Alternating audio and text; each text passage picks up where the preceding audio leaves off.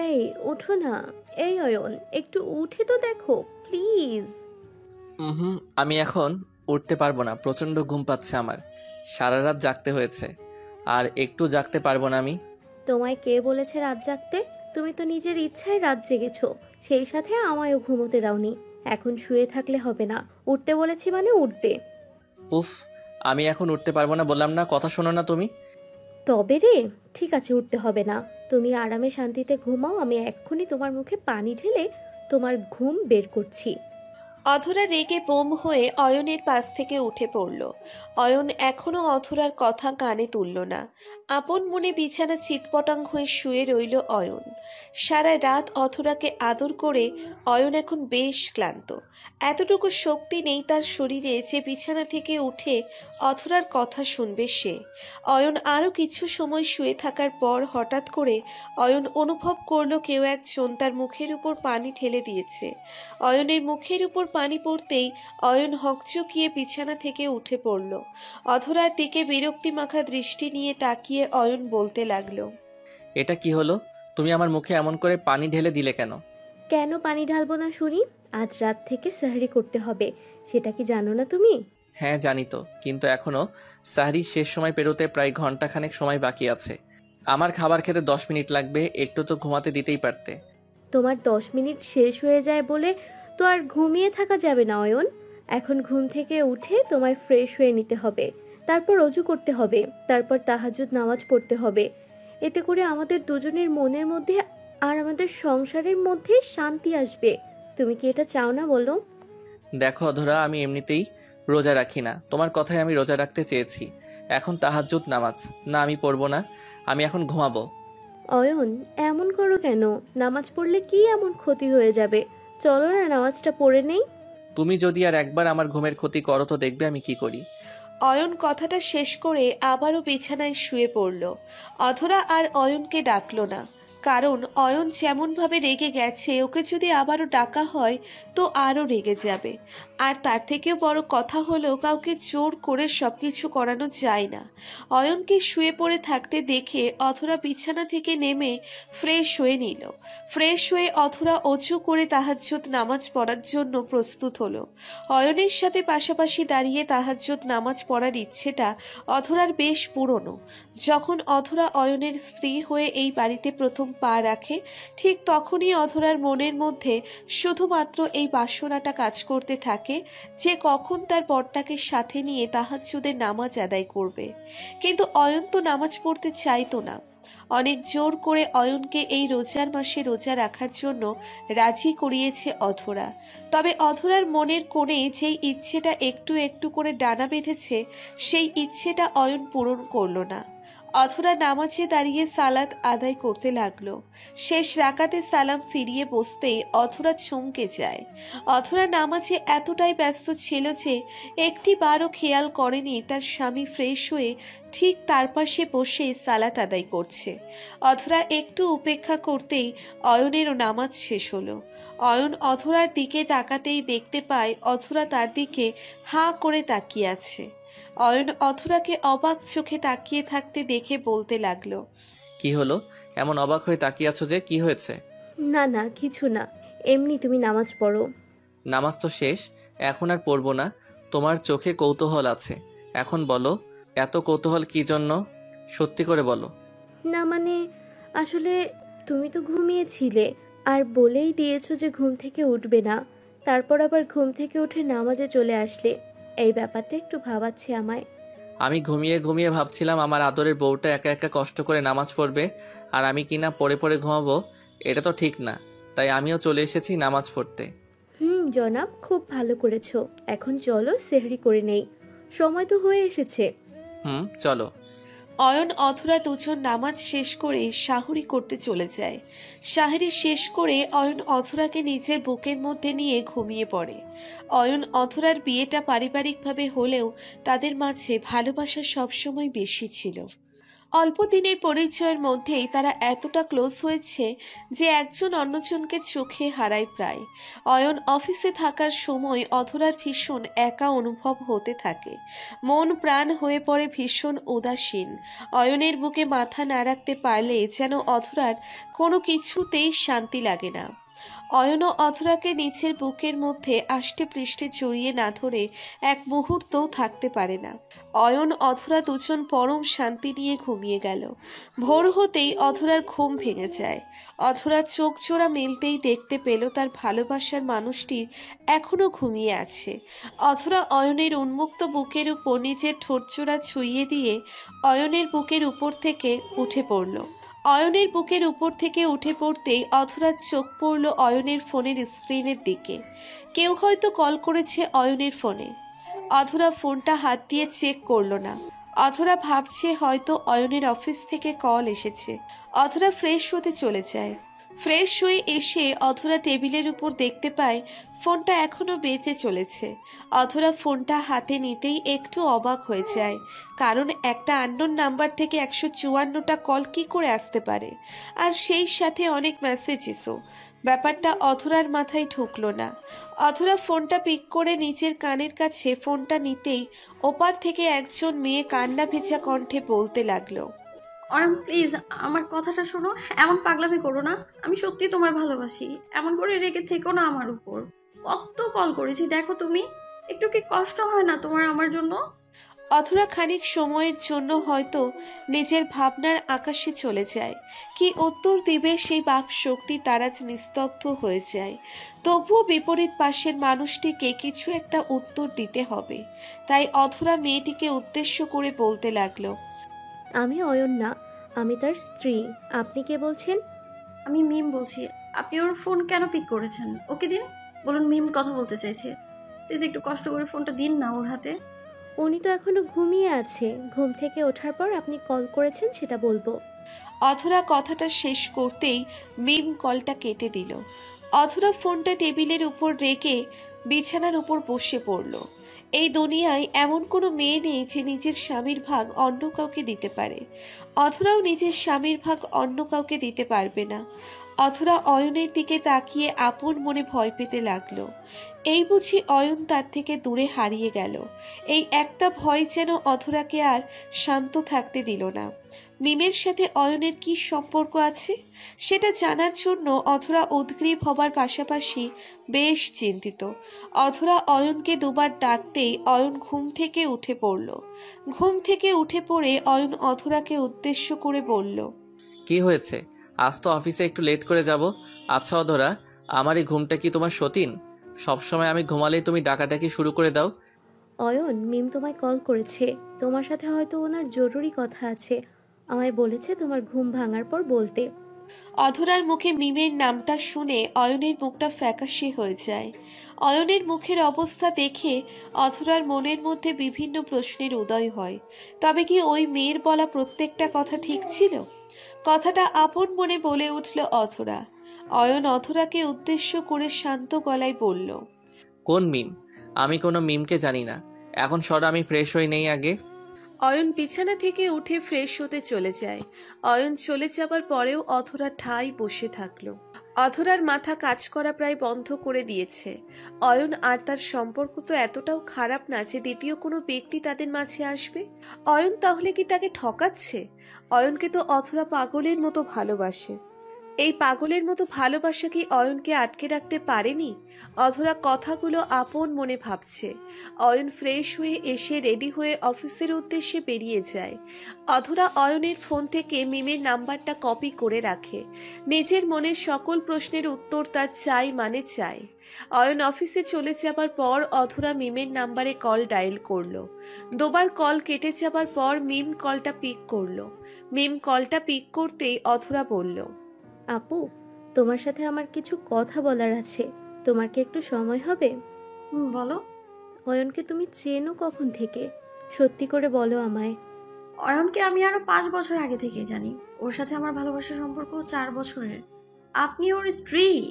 আপনার জায়গায় আমার থাকার কথা ছিল, কিন্তু একটা ভুল বোঝাবুঝির কারণে আজ অয়ন আপনার হয়ে গেছে আর আমায় দূরে ঠেলে দিয়েছে। অয়ন তোমার সাথে কি করেছে না করেছে সেটা আমি জানতে চাইছি না। আমি শুধু এটাই জানতে চাই যে তুমি তো জানো অয়ন বিবাহিত একটা ছেলে, তবে কেন এখন ওকে কল করছো আর ওকে বিরক্ত করছো? কেন করব না? আপনি জানেন না ও আমার ভালোবাসা, ওকে আমি চাই। ওর সাথে আমার সব হয়ে গেছে, শুধুমাত্র বিয়েটা বাকি। আপনি তো ওর লাইফে অনেক পরে এসেছেন, কিন্তু আমি আমি তো ওর লাইফে অনেক আগে থেকেই আছি, আপনার থেকেও অনেক আগে। ওর উপর আমার অধিকার আছে, আপনার না। মিমির কথাটা কানে আসতেই অধরা নিজের চোখের জলকে আটকাতে পারল না।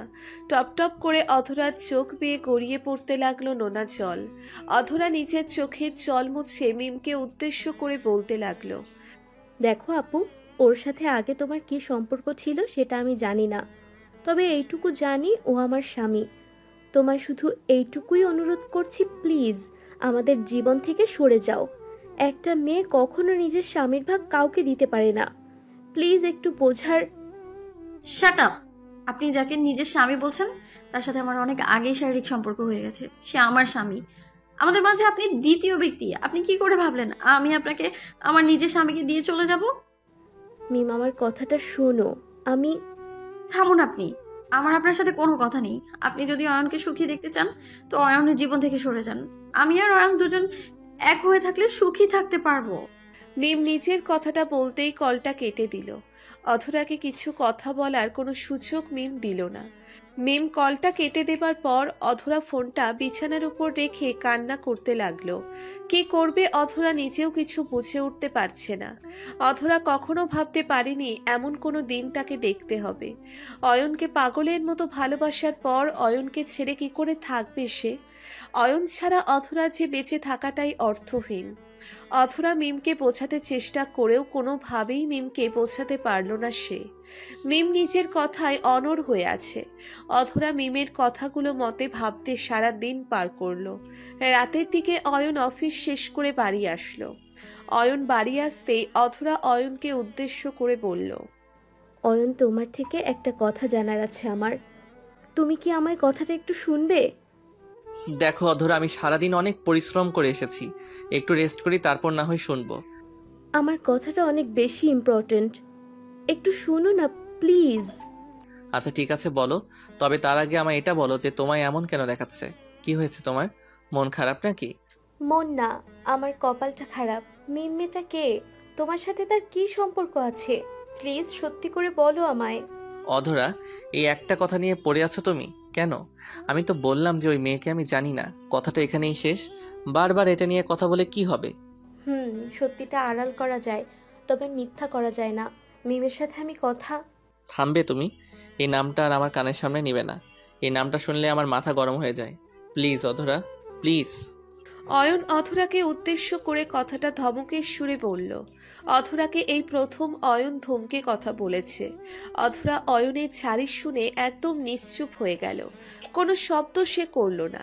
যেখানে অয়ন নিজেই এই কথাটা এড়িয়ে যেতে চেষ্টা করছে, তার মানে তো পরিষ্কার যে মিম চাচা বলেছে তা সত্যি। অধরা নিশ্চুপ হয়ে অয়নের রুম থেকে বেরিয়ে যায়। রাতের খাবার খেয়ে অয়ন ঘুমিয়ে পড়ল। অধরা অয়নের পাশে শুয়ে আছে। আজ কেন জানি অয়নের বুকে ঘুমোতে ইচ্ছে করলেও কোনো এক বাধা পাচ্ছে অধরা। যেই বুকটা অধরার নিচের ছিল, আজ সেই বুকটাকে নিচের মনে করতে পারছে না অধরা। বারবার মাথার মধ্যে মিমের কথাগুলো বাজতে লাগলো। মিম আর অয়নের মাঝে অধরা দ্বিতীয় ব্যক্তি। এই জীবনে অয়নকে পাওয়ার পর অধরার মনে হচ্ছিল কোনো ভালো কাজের বিনিময়ে বিধাতা অয়নের মতো একজন স্বামী তাকে দিয়েছে। কিন্তু আজ মনে হচ্ছে সে কোনো বিরাট ভুল করেছে। তা না হলে এই দুটি জীবন নষ্ট হবার কারণ সে হতো না। অধরা আপন মনে সিদ্ধান্ত নিয়ে ফেলল, অয়নের সাথে আর সে থাকবে না। কারণ অধরা চায় না কোনোভাবেই অয়নের জীবনটা নষ্ট হোক। অধরা চায় না তার প্রিয়জন তার কারণে অসুখী হয়ে থাকুক। অধরা সব কিছু ভেবে চিনতে কান্না করতে লাগলো। বোবা কান্না, যেই কান্নার শব্দ কারোর কান অবধি পৌঁছবে না। ঠিক, তবে চোখ থেকে টপ টপ করে নোনা জল ঠিক গড়িয়ে পড়বে। অধরা শেষবারের মতো অয়নের বুকে মাথাটা রাখতে চায়। অধরা অয়নের হাত সরিয়ে অয়নের বুকের উপর নিজের মাথাটা নিয়ে যেতেই অয়ন অধরাকে অবাক করে দিল। অয়ন অধরার মাথাটা নিচের আলতো করে ধরে নিজের বুকের সাথে চেপে ধরে অধরার চুলের উপর নিজের হাতটা রাখলো। অধরা যেন আর নিজেকে সামলাতে পারল না। ইচ্ছে করছে আরো শক্ত করে অয়নকে জড়িয়ে ধরে চিৎকার করে কান্না করতে। এই মানুষটাকে ছাড়া সে কেমন করে বাঁচবে কিছু জানে না অধরা। ভোর হতেই অধরা অয়নের বাড়ি থেকে বেরিয়ে যায়। অয়ন বা অয়নের পরিবারের কাউকে কিছু না জানিয়ে অধরা চোরের মতো বাড়ি থেকে বেরিয়ে যায়। অয়ন যদি দেখে অধরা চলে যাচ্ছে তবে অধরার পথ আটকে দাঁড়াবে সে। তাই অধরা একদম নিশ্চুপ হয়ে এই বাড়ি নিজের প্রিয়জন নিজের ভালোবাসার মানুষটিকে ছেড়ে চলে যায়। অয়নের ঘুম ভাঙতেই অয়ন দেখতে পায় অধরা রুমে নেই। অয়নের বুকের মধ্যে কেমন যেন একটা অদ্ভুত ফিল হতে লাগলো। অয়নের বুকের মধ্যে কেমন যেন ব্যথা অনুভব হচ্ছে। কিছু একটা হারিয়ে ফেললে যেমন অনুভূতি হয় ঠিক তেমন। অয়ন গলা ছেড়ে চিৎকার দিয়ে অধরাকে ডাকতে লাগলো, কিন্তু অধরার কোনো শব্দ সে পেল না। অয়ন অধরাকে না পেয়ে রুম থেকে দ্রুত বেরিয়ে এসে রান্নাঘরে ছুটে চলে এলো। রান্নাঘরে আসতেই অয়ন দেখতে পায় তার মা রান্না করছে। অয়ন তার মাকে উদ্দেশ্য করে বলল, মা, অধরাকে সকাল থেকে দেখছি না, ও কোথায় গেছে বলতে পারো? কোথায় গেছে মানে? রান্নাঘরে আসছে না দেখে ভেবেছি হয়তো ঘুমাচ্ছে মেয়েটা, আর তুই কিনে এসে বলছিস ওর রুমে নেই। হোয়াট? অধরা কোথায় গেল? ও তো কখনো কাউকে কিছু না বলে কোথাও যায় না। অয়ন কথাটা বলতে বলতে রান্নাঘর থেকে দ্রুত বেরিয়ে যায়। অধরা এত সকালে কোথায় গেল? অয়ন সারা বাড়ি তন্ন তন্ন করে খোঁজার পরেও অধরার কোনো খোঁজ পেল না। অয়নের বুকের মধ্যে অজানা ভয় উকি দিল। অয়ন ভাবছে অধরা আবার তাকে ছেড়ে কোথাও চলে গেল না তো। কিন্তু কেন যাবে? অয়ন তো অধরাকে পাগলের মতো ভালোবাসে। তবে কি অধরা তাকে ছেড়ে যাবে? অয়ন সম্পূর্ণ বাড়িটা ভালো করে চেক করে দেখল কোথাও অধরা নেই। অয়নের মন বড্ড বিচলিত হয়ে গেছে। অয়ন অধরার বাড়িতেও কল করে অধরার খবর জানার চেষ্টা করেছে, কিন্তু কোনো লাভ হয়নি। তারাও অধরার কোনো খবর জানে না। অয়ন গাড়ি নিয়ে নিজের এলাকার অলিগলি প্রায় সব চেক করেছে, কিন্তু অধরার কোনো খবর নেই। সারা দিন অধরাকে খোঁজার পর সন্ধ্যার দিকে অয়নের ফোনে একটা কল চলে আসলো। অয়ন নম্বরটা না দেখেই কলটা রিসিভ করলো। অপর থেকে একটা মেয়ে অয়নকে উদ্দেশ্য করে বলতে লাগলো, কি খবর মিস্টার অয়ন চৌধুরী, সব ঠিক আছে তো? কণ্ঠস্বরটা শুনে অয়নের আর বুঝতে বাকি রইল না যে কে কল করেছে। অয়ন ভারী কণ্ঠে মিমকে উদ্দেশ্য করে বলতে লাগলো, কি সমস্যা? তোমাকে কতবার বোঝাবো আমি যে আমায় আর বিরক্ত করো না? কতবার বোঝাবো? যতবার তোমার ইচ্ছে হবে ততবার বোঝাও, কিন্তু দিন শেষে আমি আমার কথাই থাকবো। আমি তোমায় ভালোবাসি আর ভালোবেসেই যাব। তো বাসো না, আমি তো বারণ করেছি না? শুধু এটাই বারণ করেছি আমায় বিরক্ত করবে না, আমার সামনে আসবে না, এইটুকুই তো চাইছি আমি। সেটা তো সম্ভব নয়। আমি তোমায় যেমন ভালোবাসি ঠিক তেমনি আমার এই ভালোবাসা পূর্ণতা পেতে চায়, তোমায় আপন করে পেতে চায়। আমার মনের ইচ্ছের কথা কি তুমি বুঝো না? শাট আপ, ওকে? আমার স্ত্রী আছে, আমি আমার স্ত্রীকে ভালোবাসি নিজের থেকে অনেকটা বেশি। এটা তোমায় 1000 বার বুঝিয়েছি আমি, আর কতবার বললে তুমি আমার কথা শুনবে কে জানে। সে তো তোমায় ছেড়ে চলে গেছে, আমার করে দিয়ে গিয়েছে। এখন তো আর কোনো বাধা নেই। ওই অধরা আর আসবে না আমাদের মাঝে। এখন থেকে তুমি আর আমরা দুজন মিলে একটা সুখের সংসার সাজাতে পারবো, বলো? আমার স্ত্রী আমায় ছেড়ে গেছে মানে? অধরা বাড়িতে নেই এই কথাটা তুমি জানলে কেমন করে? আমি সব জানি সোনা, যেটা তুমি জানো না সেটাও আমি জানি। এসব ফালতু কথা বলে আমার মাথা নাকে ফোনটা রাখো। নেক্সট টাইম যদি আমায় বিরক্ত করতে কল করো তবে আমি আইনি ব্যবস্থা নিব। অয়ন নিচের কথাটা বলতেই কলটা কাট করে দিল। আইনি ব্যবস্থার কথা বলতেই অয়নের মনে পড়ল অধরাকে খুঁজে না পাওয়ার কারণে একটা পুলিশ মিসিং ডায়েরি করা উচিত।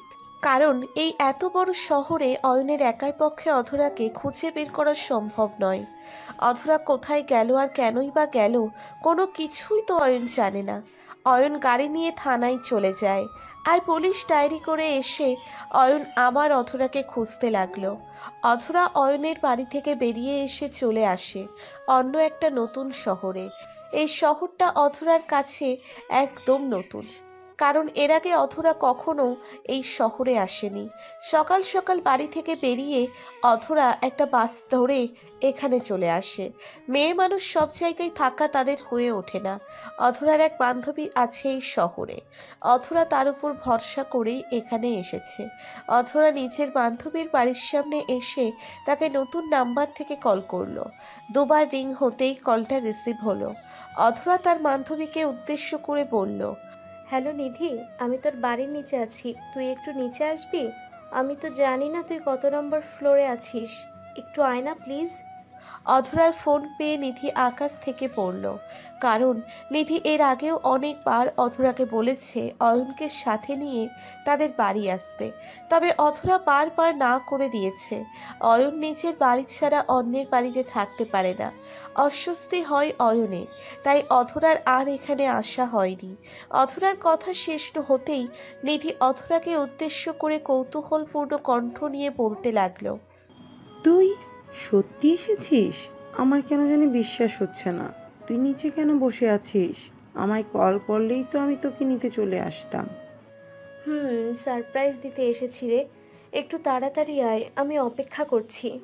অধরার কল কাট করতেই নিধি বাজ পাখির মতো খানিকটা উড়ে উড়ে বাড়ির নিচে চলে আসলো। বাড়ির নিচে এসে অধরাকে দেখে নিধি বেশ খুশি হলো। নিধি অধরাকে শক্ত করে জড়িয়ে ধরে অধরার গালে চুমু খেয়ে বলতে লাগলো, তুই একা এসেছিস নাকি? অয়ন ভাইকে দেখছি না যে, উনি কোথায়? তোকে তো একা ছাড়তেই চায় না উনি। ফাজিল একটা জামাই পাইছিস। কোথায় দুলাভাই? দেখছি না কেন? ভেতরে চলে, আমি সব বলছি। অধরার কণ্ঠস্বরটা শুনে নিধি কিছু একটা আঁচ করতে পারছে, কোনো না কোনো সমস্যা ঠিক হয়েছে, যার কারণে অধরা একা এসেছে। অধরা নিধিকে অয়নের ব্যাপারে সবটা খুলে বলল। কথাগুলো বলতে বলতে অধরা বারবার কান্নায় ভেঙে পড়ল।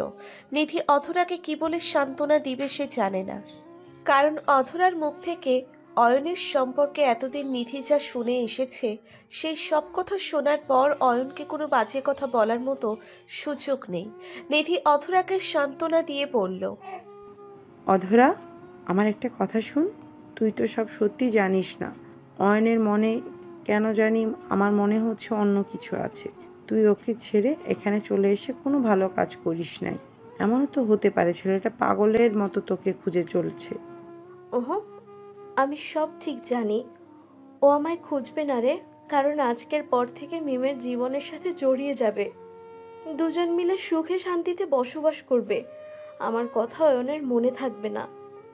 যতটা সহজে এই কথাগুলো তুই বললি, সবটা কি এতটাই সহজ?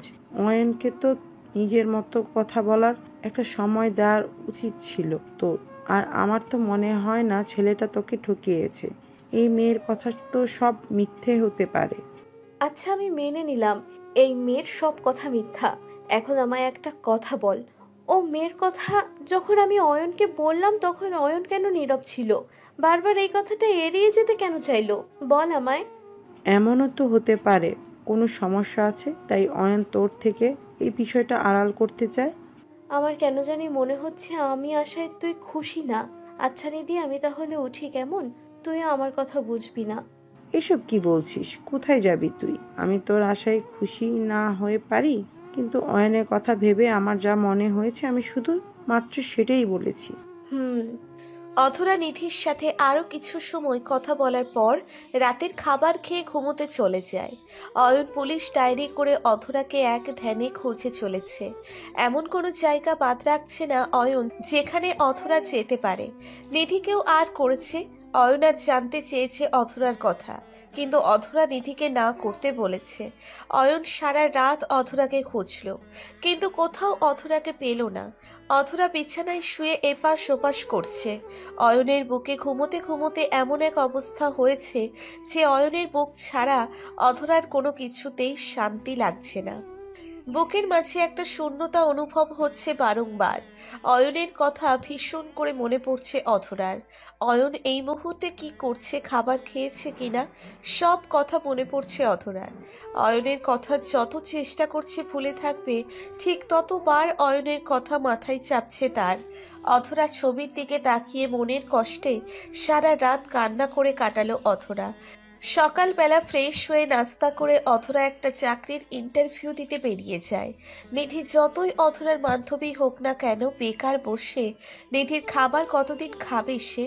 অয়ন ভোরের দিকে এক বুক হতাশা নিয়ে বাড়ি ফিরল। চোখজোড়া রক্তবর্ণ ধারণ করে আছে অয়নের। সারা দিনের চিন্তায় অয়নকে আরো দুর্বল করে দিয়েছে। অয়নকে এমন হতাশ দেখে অয়নের মা অয়নকে উদ্দেশ্য করে বলল, কি রে বাবা, অধরার কোনো খোঁজ পেয়েছিস? মেয়েটার চিন্তায় আমার তো আর ভালো লাগছে না। কোথায় গেল মেয়েটা? না মা, অধরার কোনো খোঁজ পাইনি, সব জায়গায় খুঁজেছি, কোথাও অধরা নেই। আমি পুলিশকেও জানিয়েছি, দেখি কি হয়। অয়ন কথাটা বলেই নিজের মায়ের সামনে থেকে হন হন করে চলে যায় নিজের রুমের দিকে। চোখ থেকে এখনই অয়নের জল চলে আসবে। অনেকে বলে যে ছেলেদের চোখে নাকি জল থাকে না, তাদের চোখে জল আসাটা মানায় না। তবে এই কথাটা মিথ্যা। ছেলেদের বুকের মাঝেও হৃদয় থাকে, আর তাদেরও কষ্ট হয়। প্রিয়জনকে হারানোর ব্যথা তাদেরও আছে, তারাও কান্না করে। তবে মেয়েদের মতো সকলের সামনে নয়। একটা মেয়ে সকলের সামনে চিৎকার করে কান্না করতে পারে, নিজের কষ্টকে প্রকাশ করতে পারে, তবে একটা ছেলে সেটা পারে না। সকলের আড়ালে রাতের গভীরে বালিশের মাঝে মুখ চেপে বোবা কান্না একমাত্র পুরুষ দিয়ে সম্ভব। তাদের সেই কান্নাটা ভয়ানক। অয়ন নিজের রুমে এসে দরজা বন্ধ করে ফ্লোরের উপর হাঁটু গেড়ে বসে পড়ে কান্না করে ফেলল। প্রিয়জনকে হারিয়ে ফেলার কষ্টটা অন্য সকল কষ্টকে হার মানায়। অধরাকে হারিয়ে ফেলার কষ্টটা অয়নের বুকের মধ্যে তৈরি করে দিয়েছে গভীর ক্ষত। কি করে অধরাকে সে আবার নিজের কাছে ফিরে পাবে, সেই কথা ভাবতেই অয়নের বুকটা কেঁপে উঠছে। অধরা অয়নকে ছেড়ে চলে গেছে, এই কথাটা মনে পড়তেই অয়নের চোখের সামনে নোনা জল জমে যায়। নিজের বুকের কষ্টটা অয়ন কাউকে বোঝাতে পারছে না। অয়ন অধরার কথা ভাবতেই হঠাৎ করে অয়নের ফোনটা বেজে উঠল। অয়ন চোখ থেকে জল মুছে নিয়ে ফোনটা হাতে নিতেই দেখতে পায় একটা অপরিচিত নাম্বার থেকে কল এসেছে। অয়ন কলটা পিক করতেই ওপার থেকে একটা লোক বলতে লাগলো, আপনি কি অয়ন চৌধুরী বলছেন? জি, আপনি কে বলছেন? আমি মগের থানা থেকে বলছিলাম। আপনি কি মিসিং ডায়েরি করেছেন? আপনি একটু কষ্ট করে মগের হসপিটালে আসতে পারেন। মডেল হাসপাতালে কেন? আমার অধরার কি কোনো খোঁজ পেয়েছেন? খোঁজ পেয়েছি বলতে সন্ধান করার জন্য আপনাকে ডাকছি। গতকাল একটা অ্যাক্সিডেন্টে একটা মেয়ে মারা যায়, তার সাথে আপনার স্ত্রীর খানিকটা মিল আছে। দয়া করে আসুন আপনি। পুলিশ কথাটা বলতেই কলটা কেটে দিল। অয়নের বুকের মধ্যে কেউ যেন ধারালো একটা অস্ত্র দিয়ে গভীর ক্ষত করে দিয়েছে। কলিজা মনে হচ্ছে ছিঁড়ে গেছে অয়নের। শেষে কিনা অয়নকে হাসপাতালের মর্গ থেকে লাশ শনাক্ত করে দেখতে হবে তার স্ত্রী কিনা। অয়নের হাত পা ভীষণ রকমভাবে কাঁপছে। অয়ন উঠে দাঁড়াতে পারছে না। অয়ন অনেক কষ্ট করে উঠে দাঁড়িয়ে গাড়ি নিয়ে হাসপাতালের উদ্দেশ্যে বেরিয়ে যায়। অয়ন গাড়ি ড্রাইভ করছে আর বিধাতার কাছে প্রার্থনা করছে যেন ওই মেয়েটা অধরা না হয়। অয়নের গলা শুকিয়ে গেছে প্রায়। মডেল হাসপাতালের মর্গে আসতেই অয়নকে পুলিশ ভিতরে নিয়ে যায়। লাশটার মুখের উপর থেকে সাদা কাপড় দেওয়া আছে। অধরার পরনের জামাটা আর এই মেয়ের পরনের জামা এক। অয়নের হার্টবিট বাড়তে লাগলো। লাশের মুখের উপর থেকে পুলিশ কাপড়টা সরাতে এগিয়ে এসেছে। অয়ন নিজের চোখ বন্ধ করে আছে, চোখ বেয়ে জল পড়ছে অয়নের। পুলিশ লাশের মুখের উপর থেকে কাপড় সরিয়ে দিয়ে অয়নকে বলল, দেখুন এবার ভালো করে, উনি কি আপনার স্ত্রী? অয়ন টিপ টিপ করে মনের সাথে খানিকটা যুদ্ধ করে নিজের চোখের পাতা মেলে তাকালো। অয়ন লাশটার দিকে দৃষ্টিপাত করতেই চমকে যায় ভীষণ। অয়নের শুকিয়ে যাওয়া ঠোঁটের কোণে হঠাৎ করেই হাসির রেখা চলে এলো। অয়ন পুলিশকে উদ্দেশ্য করে বলতে লাগলো, না স্যার, এটা আমার স্ত্রী অধরা না, অন্য কেউ। আমার স্ত্রী কিছু হতে পারে না।